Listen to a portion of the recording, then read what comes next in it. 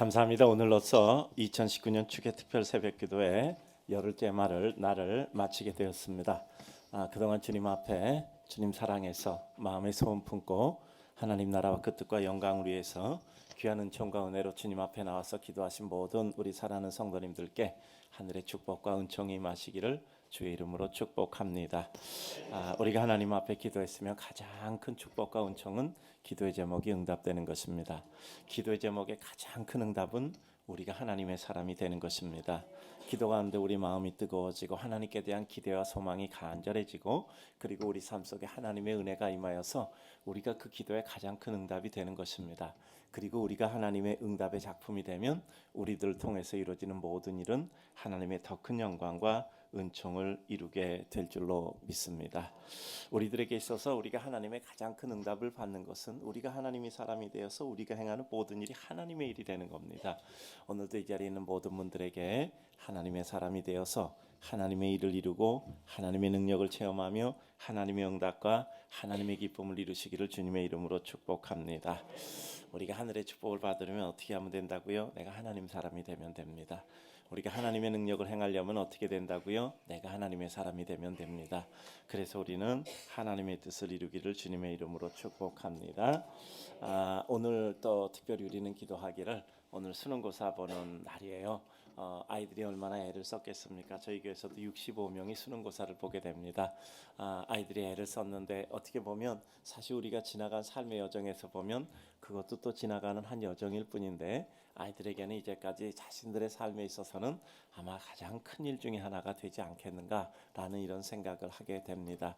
여러 가지 어려운 일이 아이들 나름에게 있었지만 나름대로 또 큰 일을 겪을 때 어떻게 하나님의 은혜를 입을까, 어떻게 하나님의 축복을 입을까, 어떻게 이런 기회를 하나님의 사람이 되는 기회로 삼을까 생각하며 우리는 아이들을 위해서 기도해주고 또 그 부모님을 위해서 기도해주는 겁니다.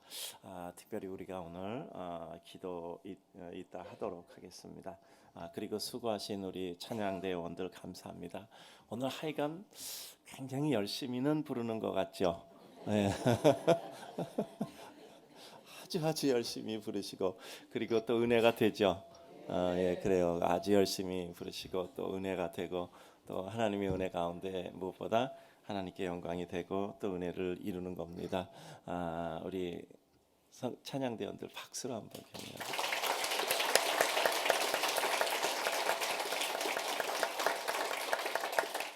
여러분 그 영화 흐르는 강물처럼이라는 걸 보면 그 아버지가 목사님인데 그 아이들에게 플라잉 낚시를 가르쳐요.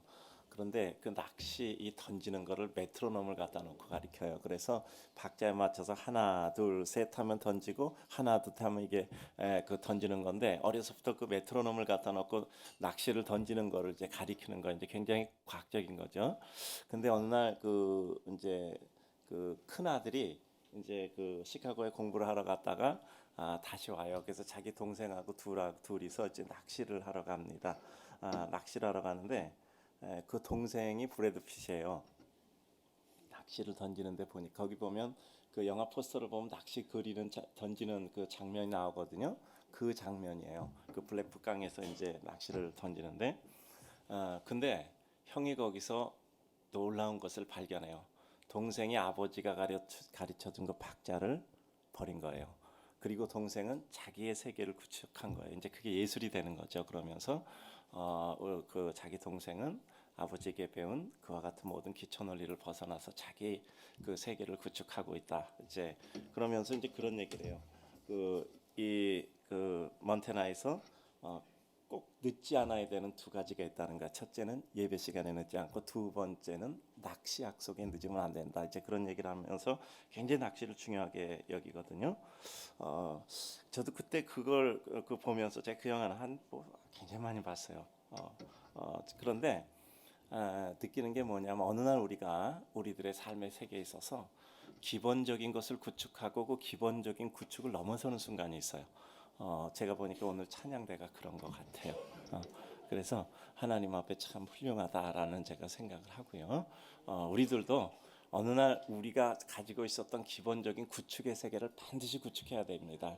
기본적인 수준과 테크닉을 넘어서야 그 구축을 해야 되는데 그것을 넘어서는 순간이 있어야 돼요. 그러니까 내가 나 자신의 가지고 있는 모든 기본을 넘어선 이제 그게 말하자면 경지죠. 따라서 합시다. 용서할 수 있고, 사랑할 수 있고, 받아들일 수 있고, 품어줄 수 있고, 우리가 어느 날 내가 생각했던 나의 기본적인 경지를 넘어서는 수준이 어느 날 우리에게 온단 말이에요. 이제 그것이 우리 삶에 있어서 예수의 경지를 이루게 되는 것이겠죠. 테크닉을 넘어서는 새로운 수준이죠. 테크닉을 넘어서는 새로운 수준이죠. 저는 우리 성도들이 그와 같은 역사를 이루기를 주님의 이름으로 축복합니다. 그래서 우리가 인간으로 살아가야 될 기본적인 도리가 있단 말이야. 근데 어느 날 그 인간으로 살아가는 기본적인 도리를 넘어서는 거예요. 그러니까 내가 싫으면 싫은 거야. 근데 내 마음에 안 들면 안 드는 거야. 그리고 또 내가 그거 하지 못한다고 생각하면 못하는 거 그게 한계야. 근데 어느 날 그것을 넘어서는 겁니다. 내게 있어서 내가 정말 전혀 생각하지 못했던 새로운 세계 속으로 들어가게 되는 것이죠. 특별히 이번에 10번의 말씀을 전하게 됩니다. 흔들리지 않는 표대를 세우고 결정적인 순간에 하나님께 인정을 받습니다. 자, 따라서 합니다. 표대를 세우고 결정적인 순간에 인정받는 믿음, 고난을 견디고 극복함, 사명에 불타는 뜨거운 열정, 한 사람이 1000명을 쫓는 기계, 믿음으로 얻은 용기와 담력, 수없는 흔들림에도 굳건히 섬, 위기를 승리로 바꾼 승부사, 내 오병이 열어도 5,000명을 먹이게 하소서. 그 어떤 구덩이에서도 우리는 일어나리라. 아마 이와 같은 것을 쭉 엮어보게 되면 우리가 이번 기회를 통해서 어떻게 우리 성도들의 영적 로드맵을 가져갈 것인가 하는 것을 생각하게 됩니다.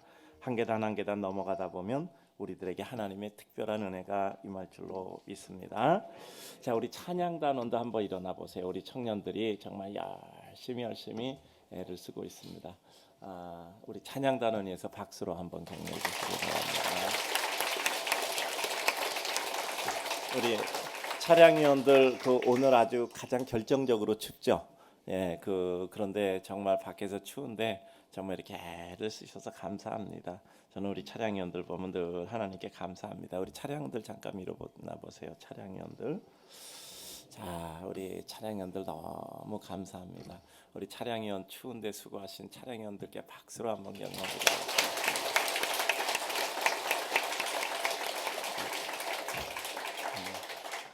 차량위원들 정말 고맙습니다.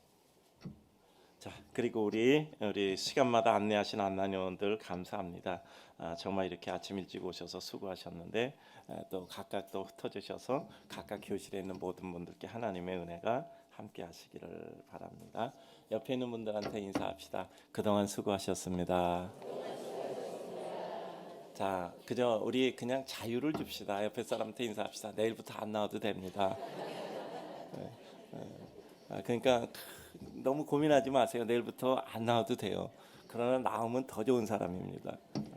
자, 우리 하나님의 은혜 가운데 이렇게 귀한 우리 행복의 축제를 마칠 수 있게 되어서 감사합니다. 자, 이제 오늘 말씀을 생각해 보겠습니다. 우리는 어떤 구덩이에서도 일어나리라. 잠깐만 주목을 해주세요. 누구나 어려움은 있습니다. 어려움이 없었다면 아직 없었던 겁니다. 그리고 누구나 어려움 속에서 그 어려움을 극복해야만 인증을 받습니다. 우리가 여러 가지 어려움이 없었다는 것은 아직 인증이 되지 않은 거예요. 잘하는 길은 잘하는데 어려운 순간을 극복해 본 적이 없다면 그것은 인증되지 않은 겁니다. 10년 탑이 순간에 무너집니다. 우리의 평생에 쌓은 탑이 순간에 무너집니다. 따라서 우리들에게 있어서 가장 중요한 것은 어떤 일을 잘할 때 잘하는 것이 중요하고 가장 어려울 때 그것을 극복해서 다시 일어나는 것이 우리들에게 중요합니다. 따라서 이 두 가지가 겸비됐을 때, 즉 잘했을 때와 어려울 때 어떻게 각각 대처하는가가 우리에게 굉장히 중요한 거죠. 따라서 합시다. 마음이 좋을 때 잘해주는 것은 누구나 할 수 있습니다. 그러나 내 마음이 상할 때 그래도 잘해주는 것은 하나님의 특별한 은혜를 받은 사람만 할 수 있습니다. 저 사람 내 마음에 들어요. 잘해줄 수 있는 건 누구나 할 수 있는 겁니다.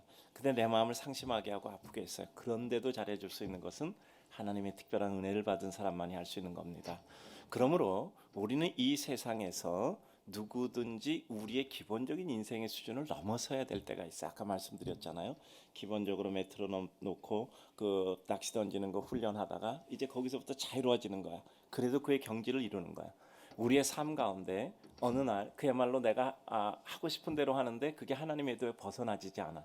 그게 우리가 이제 하나님께서 우리에게 주시는 축복의 은혜의 자리에 이르게 되는 것이죠. 근데 그런 가운데 가장 중요한 것 중에 하나가 우리가 그 어떤 구덩이에서도 일어나는 겁니다. 왜냐하면 어쩔 수가 없어요. 삶이라는 것은 웨이브거든요. 위로 갔다가 아래로 내려갔다 위로 갔다 아래로 내려갔다 산 오는데 늘 말씀드리잖아. 이렇게 삼각형 같이 보이는데 일직선으로 쭉 가는 산은 없다니까요. 가다가 또 내려가고 가다가 내려가고 가다가 내려가는 거예요. 왜냐하면 그와 같은 과정을 통해서 올라갑니다. 일직선으로 쭉 삼각형으로 올라가기만 하는 산은 없어요. 그래서 어떤 산은 올라갔다 보면 내려가 기껏 올라갔는데 또 내려가네. 그럼 그것도 계곡으로 올라갔다 내려갔다 다시 또 올라가야 되는 이와 같은 과정이 있는 거죠. 그런데 우리는 각각 하나님의 은혜 가운데 대처하게 되는 것이죠. 오늘 우리가 잘 알잖아요. 예수님이 이제 회당장 야이로의 부탁을 받습니다. 야이로 당시에 사람들에게 존망받고 있었던 사람이죠. 그럼에도 불구하고 그에게 있어서 참 어려움이 있었습니다. 어려움이 있어서 그의 딸이 죽을 지경에 있어서 예수님께 좀 고쳐달라고 와서 무릎 꿇고 간구하다가 예수님이 이제 가셔서 같이 모시고 가는데 중간에 하나의 에피소드가 또 발견되죠. 뭐냐면 12회를 혈류병으로 걸렸던 여인이 예수님의 옷깃을 만지면 낫겠다는 믿음 가지고 와서 사건이 일어났잖아요. 근데 결국 그 여인은 나았어요. 근데 어쨌든 그 사건 때문에 시간 지체된 겁니다. 그러므로 말미암아 어떻게 됐죠? 도착해 보니까 이 소녀는 죽어 있어요. 이게 어떻게 된 겁니까? 좋은 일 하러 가다가 또 다른 좋은 일을 하다 보니까 그 좋은 일 하려던 목적이 이미 끝나버렸단 말이에요. 근데 결과는 우리가 잘 알잖아요. 따라서 합니다. 병든 자 고치러 가다가 죽은 자를 살리게 되었습니다. 참 보면은 굉장히 그 참 좋은 일 하려다가 좋은 일 할 기회를 놓친 게 아니라 우리는 더 좋은 일 하게 된단 말이에요. 그러니까 우리가 하나님의 은혜 가운데 삶이라는 것은 항상 내 마음에 안 맞는 것 같은데 그것 때문에 우리에게 오히려 더 큰 역사가 일어나게 되는 거죠. 그런데 그 마지막 과정 가운데 가장 중요한 내용들이 있죠. 뭐죠? 여러분들이 이 내용 보면 딱 눈에 들어오는 두 단어가 있잖아요. 자, 따라서 합니다. 사람들이 비웃더라. 사람들이 비웃더라. 비웃었단 말이에요. 그런데 나중에 어떻게 되죠? 비웃던 사람이 어떻게 됩니까? 그들이 놀라더라. 따라서 합니다. 그들이 놀라더라. 네. 비웃던 사람이 놀라는 거예요. 비웃던 사람이 놀라. 자, 뭐라고요? 병든 자 고치러 가다 어떻게 됐어요? 죽은 자를 살렸어요. 근데 사람들이 예수님이 그는 잔다라고 하니까 비웃어서 죽은 사람인데, 근데 예수님에게는 간단하거든요. 이렇게 세우면 되니까, 생명이 주관자니까.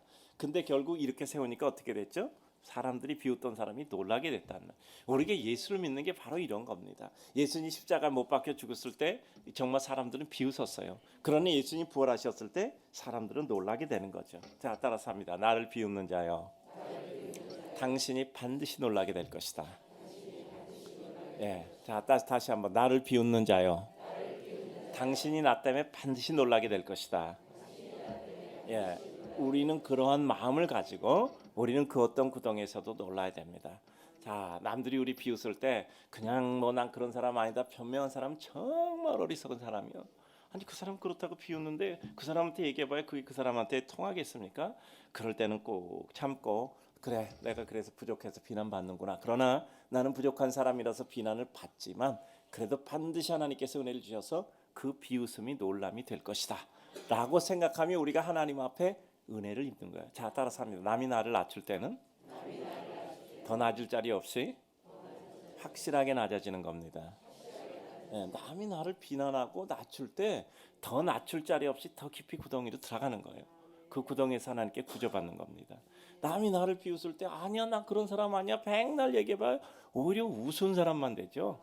남이 나를 낮출 땐 그 사람이 더 낮출 자리가 없이 아주 확실히 더 낮아지는 게 가장 빨리 올라갈 수 있는 기회를 하나님의 은혜 가운데 확보하게 되는 거예요. 그래요. 그런 다음에 우리는 어떻게 되죠? 하나님께서 반드시 그 비웃음을 놀람으로 바꿀 것이다. 그와 같은 마음을 가지고 우리는 하나님 앞에 나아가는 것이 믿음의 백성입니다. 자, 이제 오늘 간단히 말씀드립니다. 오늘 성경을 보면 야이로는 대단히 겸손한 사람으로 나왔어요. 왜냐하면 자기의 딸이 죽을 것 같은 이런 어려움이 야이로의 모든 모습을 가장 낮게 아주 바닥으로 내려놓은 거예요. 그래서 예수님 앞에 가서 사람들이 다 이렇게 있는데도 불구하고 그 앞에 그냥 모든 것을 내려놓고 무릎 꿇고 겸손하게 간구하고 있었습니다. 누가 무엇이 이 야이로를 이렇게 만들었을까요? 절박감이요. 절박감. 이 뒤에 나오는 12의 혈루병 걸렸던 여인에게도 분명하게 있었던 것은 절박감입니다. 이 혈루병 걸렸던 여인에게 일어났던 그와 같은 사건, 그 수많은 사람 가운데 여인에게만 일어났거든요. 그건 절박감이에요. 그러니까 정말 사람들은 절박할 때 비로소 예수 그리스도를 만나는 겁니다. 정말 우리들에게 있어서 주님 아니면 나는 붙들 끈이 없다. 주님 아니면 난 길이 없다. 이게 외길이 될 때 우리는 절박해지는 거예요. 그러니까 내가 어떤 일을 할 수 있는가 없는가는 딱 한 가지예요. 절박함이에요. 절박함이 부족하기 때문에 그게 안 되는 거야. 절박함이 부족하니까 복선으로 보이는 거야. 절박함은 딱 단선이거든요. 딱 단선이에요. 딱 단선. 뭐 고민할 것도 없고 내가 이 길 달려가다 죽으면 그만이야. 그런데 그런 절박함이 우리에게 없으니까 우리는 갈짓자 행보를 이루게 되는 거란 말이죠. 어느 날 문득 하나님께서 우리들에게 절박함을 가지고 하나님만 바라보게 하신단 말이에요. 그때는 우리는 마음이 어려운 것도 없어, 힘든 것도 없어. 나는 딱 여길 달려가다 가면 그걸로 끝나는 거예요. 그러니까 우리는요, 하나님의 은혜 가운데 어느 날 겸손함 속에 절박감이 생길 때 우리는 그때 비로소 하나님의 은혜와 능력이 시작되는 순간이란 말이죠. 그때 주님께서 어떻게 하셨죠? 명하여 이루게 하셨단 말이죠. 주님께서는 분명히 회당장 야이로의 집에 도착했을 때 사람의 시각과 주님의 시각이 틀린단 말이에요. 늘 말하지만 논리는 능력에서 비롯되잖아요. 예수님께서는 그 소녀가 죽었을 때 죽었다고 생각하지 않았어요. 살리려고 생각했으니까. 왜냐하면 살릴 능력이 있으니까. 예수님의 논리는 뭐죠? 이 사람은 죽은 게 아니야, 자는 거야. 예수님의 논리상. 사람의 논리상은 뭐죠? 이 사람은 죽은 거야. 그러니까 예수님이 그렇게 잔다고 얘기할 때 사람들은 이해가 안 되는 거야. 자기의 삶의 범주나에서는. 우리가 어떤 생각을 가진다고 사람들이 우리의 말을 듣고 그 마음이 바뀌겠습니까? 설득이 되겠습니까? 그러나 그럼에도 불구하고 주님께서는 그 일을 이루신 것은 주님의 논리가 다르기 때문에 그래요. 주님은 이렇게 세울 수 있는 능력이 있기 때문에. 사람은 죽으면 끝이잖아. 그게 당연한 논리예요. 죽으면 끝이야. 당연한 귀결이에요. 근데 주님은 죽어도 상관없어. 왜냐하면 살릴 수 있는 능력이 있으니까. 그래요. 저 사람 저쯤 되면 도저히 못 일어날까 이렇게 생각할 겁니다. 그러나 우리에게 하나님의 능력이 있다면 그럼에도 불구하고 우리는 일어날 줄로 믿습니다. 왜냐하면 하나님의 은혜와 능력이 우리들에게 임하니까 전혀 다른 거예요. 믿음이 있다 없다는 것은 뭐죠? 전혀 다른 거란 말이야. 전혀 다른 거예요. 우리는 믿음의 세계는 하나님의 은혜의 세계와 전혀 다른 거란 말이에요. 그래요. 그래서 비웃는 사람들, 뭐 당연하죠. 그들의 논리는 이해가 안 되니까. 아니 뭐 끝났는데 종치고 막 내리고 불 꺼지고 끝났는데. 그러나 주님은요 어떻게 되죠? 다시 새로운 무대를 만드는 거야. 새로운 막을 만드는 거야. 거기가 끝이 아니야. 자, 끝까지 따라서 합시다. 인생은 단막극이 아닙니다. 어느 날 문득 들었으면 받습니다. 절대 인생은 단막극이 아닙니다. 이걸로 끝나지 않았어요. 주님이 우리 하나라 불러가기 전까지는 우리에게는 언제나 새로운 일. 아니 생각해서 예수님의 그 십자가 달 때 한편 강도 보세요. 마지막 십자가에 못 박혀서 죽는 그 순간, 예수님만 죽는 게 아니라 그 사람도 죽는 거야. 그 순간 마지막으로 오늘 네가 나와 함께 낙원에 있으리라 마지막으로 구제받잖아요. 누가 그런 생각을 했겠어요? 근데 그 마지막 순간에 하나님께서 그를 구조하시잖아요. 우리 인생에게는 정말 물고기 뱃속에 그것도 토해져서 던져져서 물고기 뱃속에 들어갔는데 요나가 살아날 생각을 했겠습니까? 그러나 그 순간에 물고기가 토해내잖아요. 우리의 삶이라는 것은 내 생각을 넘어서는 하나님의 뜻과 역사가 존속하고 있는 것입니다. 그리고 주님께서 명하시면 그렇게 되는 것이죠. 가장 놀라운 것은 뭐죠? 사람들의 평가란 말. 한계 속의 평가와 그리고 오해 속에 드러나는 한계가 주는 어리석음, 이게 인간의 모습이란 말이에요. 그러니까 아무리 주님께서 잔다라고 얘기하면 우리 마음속에 그것을 받아들이는 게 믿음이고 받아들이지 않는 게 불신앙이죠. 그런데 결과는 뭐죠? 주님의 말씀대로 된다는 말이죠. 믿음이란 주님은 나와 다르다는 것을 인식함으로 첫 발걸음이 내디뎌지는 겁니다. 믿음은 주님은 나와 다르다. 주님의 세계는 나와 다르다. 내가 그 다른 세계로 인입되는 거예요. 그래서 우리들에게 이루어지는 거죠. 인간의 어리석은 자기 확신과 평가. 그래요. 인간은 자기가 그렇게 확신하고 평가하는 거야. 그러나 우리의 삶이라는 것은 인간의 확신과 평가되지 않죠. 따라서 우리들의 삶 가운데는 얼마든지 평가는 바뀔 수 있는 겁니다. 여러분, 내 확신이 중요합니까? 주님의 은혜가 중요합니까? 내가 이렇다 저렇다 생각하는 것이 중요합니까? 주님의 뜻이 중요합니까? 저는 우리 찬양 때 보면요, 성가 때 보면 너무너무 감사한 것 같아요. 아니, 그 새벽에 일어나서 그 목소리가 나오겠어. 근데도 불구하고 새벽에 일어나서 그렇게 일찍 와서 준비하고 애쓰는 이런 것들을 보면요, 하나님께서 정말 은혜와 영광을 이루어 주실 줄로 믿습니다. 그래, 하나님께서 은혜와 영광을 이루어 주실 줄로 믿습니다. 우리 찬양단 보면 우리 청년들이 정말 저렇게 열심히 청년 때부터 정말 주님 앞에 수고하고 애쓰는 일 보면서 정말 마음에 감사와 은혜를 이루게 됩니다. 하나님께서 기억하실 거예요. 반드시 기억할 줄 믿습니다. 여러분, 하나님께 여러분을 드렸던 것 있죠. 어느 날 하나님께서 그걸 보시는. 자, 따라서 하면 내 기도와 내 눈물을 보았도다. 하나님께서 그 계획을 바꾸시잖아요. 히스기야의 모든 삶을 정리케 하셨다가 다시 기회를 주시잖아요. 내 기도와 내 눈물을 보았노라. 그리고 그런 가운데서 우리의 삶 가운데 반드시 달라집니다. 뭐가 개입됐죠? 주님의 능력이 개입됐잖아. 주님의 능력이 소녀 보고 일어나라 하는 그 하나님 주님의 말씀으로 말미암아 모든 상황이 달라지는. 그러니까 우리 삶의 모든 핵심은 어디에 있죠? 주님의 마음에 있는 거예요. 말씀에 있는 거예요. 그 마음으로 움직이는 겁니다. 우리 하나님의 마음으로 움직이는 거예요. 그래서 우리는 기도하는 것이 아닙니까? 오늘도 우리는 하나님 앞에 기도합니다. 나는 그 어떤 구덩이에서 일어나겠다. 절대 이 생각을 하면 안 됩니다. 내가 뭘 하겠어? 나는 되는 일이 없어.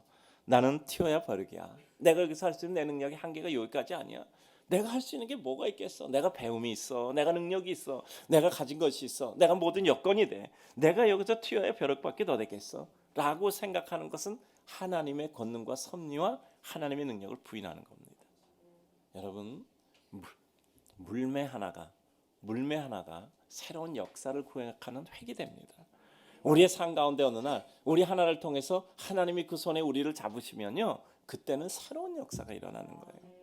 우리가 하나님 앞에 이 세상 살아가면서 가장 중요한 한 가지 단어를 말하면 쓰임받음이라고 말해요. 쓰임받음. 내가 하나님의 손에 쓰임받으면 되는 거예요. 내가 하나님의 손에 쥐어지면 되는 거라. 우리의 최악이 모든 이에게 최고의 기쁨이 되는 것입니다. 저는 이 장면을 볼 때마다 다 생각하는 거예요. 자, 따라서 합니다. 비웃더라, 놀라더라. 이건 반드시 기억하셔야 됩니다. 반드시 기억하셔야 됩니다. 비웃더라, 놀라더라. 예, 여러분, 이번 특별 새벽 기도회를 마치면서 딱 한 가지 기억하시려면 이 말씀을 기억하세요. 자, 따라서 합니다. 비웃더라, 놀라더라. 비웃더라, 놀라더라. 이제 외우셨습니까? 네, 따라서 합니다. 나는 어떤 비웃음도 놀라움으로 바꿀 것이다. 하나님의 능력이 내게 임하면 비웃는 모든 사람이 하나님의 은혜를 보고 놀라게 될 것이다. 그래요. 여러분, 사도행전을 보면 베드로, 요한이 따라서 합니다. 기탄 없이 말하는 것을 보고 그들이 배움이 없는 범인임을 생각해 놀랐다라고 기록하고 있습니다. 그들이 나가서 복음을 전할 때 기탄 없이 전하는 것을 보고 그들이 배움이 없는 범인인 것을 보고 사람들이 놀랐다라고 얘기하고 있어요. 여러분, 하나님의 은혜가 임하는 것은 이런 놀람이 있습니다. 제가 자주 말하잖아요. 어떻게 배움이 없는 그들이 성경을 쓰는 성경의 기자가 된단 말이에요. 어떻게 이 지상 끝날 때까지 역사하는 그 성경을 기록했냔 말이에요. 그들이 배움이 없는 사람이었는데 사람들이 놀라게 되는 거예요. 하나님의 능력이 임하면 우리는 놀라게 되는 겁니다.